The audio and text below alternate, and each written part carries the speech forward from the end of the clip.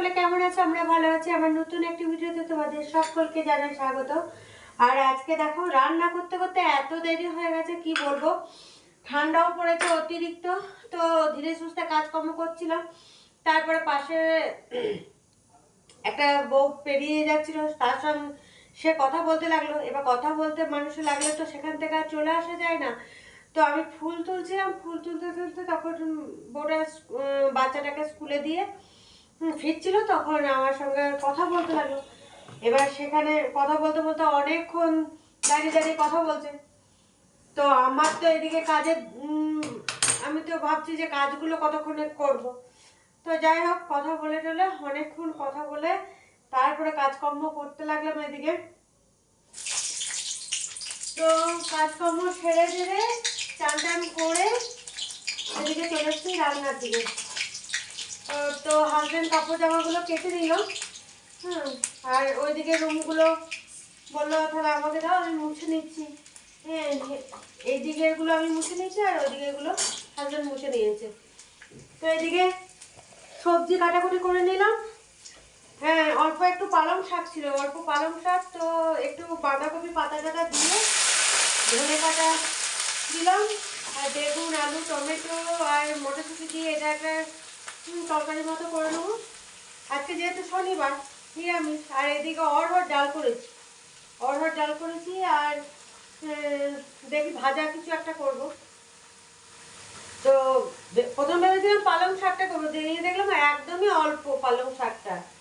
তো ওই পালং শাকটাতে হবে না, ওই দু চারটে হয়তো গোড়ারই ছিল, তাই ওই পালং শাকে হবে না। নিয়ে বাঁধাকপি পাতাগুলোও দিয়ে দিয়েছি। তো দিয়ে একটা তরকারির মতো করে নেবো।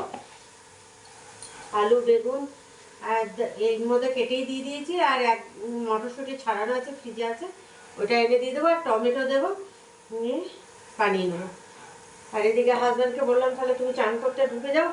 আর আজকে মেয়ে যেহেতু শনিবার, মেয়ে এসে তো ভাত খাবে, ভাত খেয়ে গেছে, কিন্তু এসেও ভাত খাবে। সেই জন্য একবারে একসঙ্গে যেহেতু খাওয়া দাওয়া করবো, সেই জন্য অসুবিধা নেই। হ্যাঁ, একটু দেরি হবে খেতে আমাদের, কারণ মেয়ে আসবে, তারপরে ও চেঞ্জ টেঞ্জ করবে, তারপরে তো খাবো। এই জন্য একটু রান্না করতে দেরি হলে অসুবিধা নেই। তো চলো ফটাফট এখন এটা বসিয়ে দিই।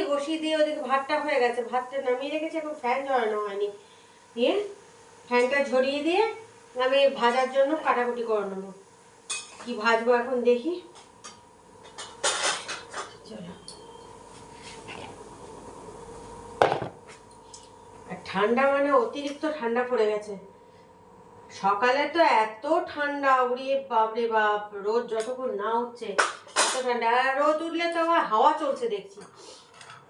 কাপড় জামাগুলো সব ছাদে দিয়ে এসছি। হ্যাঁ, কারণ রোদ আছে, রোদটা ভালো উঠেছে, রোদ আছে, শুকিয়ে যাবে হয়তো। আর এদিকে হাওয়াও দিচ্ছে। চলো এখন এটা ঢাকা ঢাকা দিয়ে এটা হতে থাক।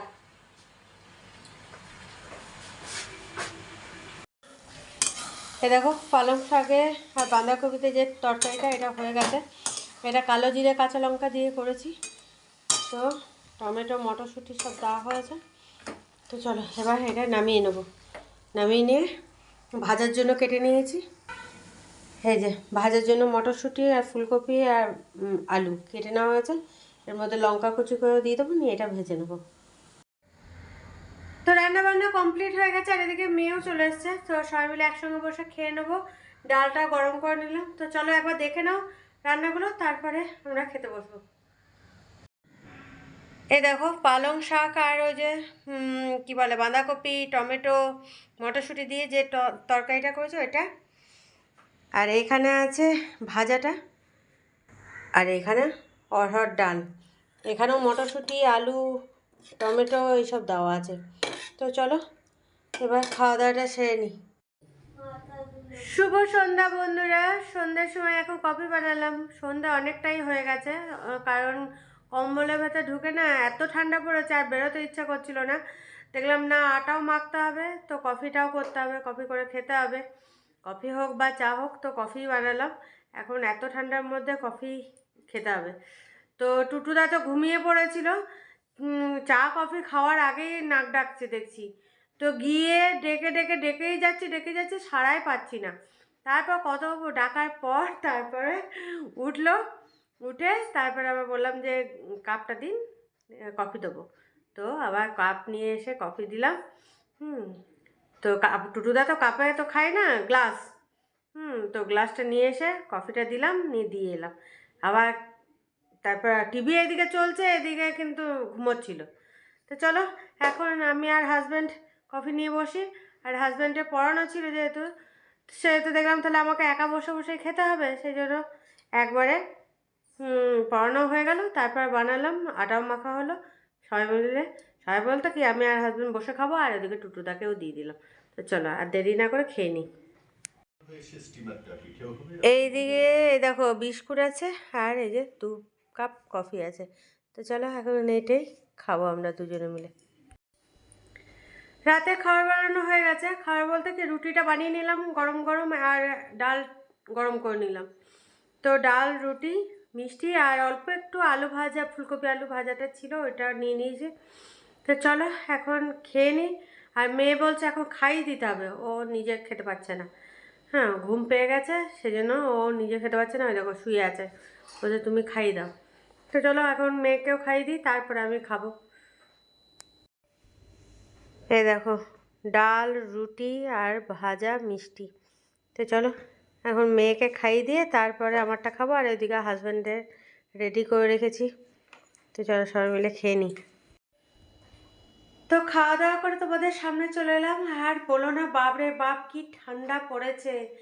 তো ট্যাঙ্কির জলে বাসনগুলো ধুলাম খাওয়ার পর। তো ট্যাঙ্কির জল যেন মনে হচ্ছে বরফ, ঘরের ভিতরেও এত ঠান্ডা লাগছে, মনে হচ্ছে যেন বরফ পড়ছে বাইরে। তো অতিরিক্ত ঠান্ডা পড়ে গেছে।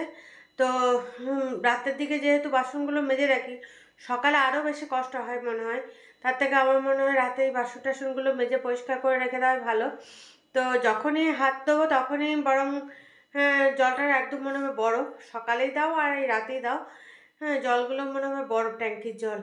তো দেখলাম যে রাতেই ওইসবগুলো সেরে রাখা ভালো, তাহলে সকালে উঠেই একদম ওই বাসন মাজতে অনেকটা সময় লাগবে। সেই জন্য দেখলাম, আর রাতে সেরকম বাসন হয় না, অল্প 2-1টা প্লেট বাটি এই যা হয়। তো সেই সবগুলো একদম মেজে টেজে রেখে দিলাম, গ্যাস ট্যাস পরিষ্কার করা হয়ে গেছে। হ্যাঁ, তো এবার যাব বেডরুমে গিয়ে এবার কম্বলের নিচে ঢুকতে হবে। আর হাতগুলো একদম অবশ হয়ে যায় ওই ঠান্ডা জলের মধ্যে। তো কিছু করার নেই, এখন তো মনে করো কাজের মাসিও আসছে না, আর কোনো কাজের মেয়েও পাচ্ছি না। সেই জন্য এখন যতদিন না পাওয়া যাচ্ছে ততদিন নিজেদেরকে করে নিতে হচ্ছে। তো চলো এবার যাব ঘুমাতে, ওষুধপত্র খেয়ে নিই। কিছু খাওয়া হয়েছে আর কিছু বাকি আছে, সেগুলো খেয়ে দিয়ে এবার যাব ঘুমাতে। আর মেয়েও ঘুমিয়ে পড়েছে, কারণ মেয়ে তো খাওয়ার আগেই বলছিল ঘুম পাচ্ছে। তখন তো ও বললো নিজের হাতে খাবে না, তো ওকে খাইয়ে দিতে হলো। খাইয়ে দেওয়ার পর ব্রাশ টাশ করে গিয়ে শুয়েছে, তো কম্বল ঢাকা নিয়েও ঘুমিয়ে পড়েছে। তো হাজব্যান্ডও ঘুমাচ্ছে। এবার চলো আমিও গিয়ে এবার ঘুমিয়ে পড়ি, কারণ চোখগুলো দেখছি জ্বালা জ্বালা করছে, আর জেগে থাকা যাবে না। আর ঠান্ডার মধ্যে ঢাকাঢুকি নিয়ে শুলেই না ঘুম চলে আসছে। সেই তুমি দুপুর দিকে এসো আর এই সন্ধ্যের পর যদি একটু শো তখনও, যখনই ঢাকাঢুকি নিয়ে একটু শোবে তখনই দেখবে ঘুম চলে আসবে।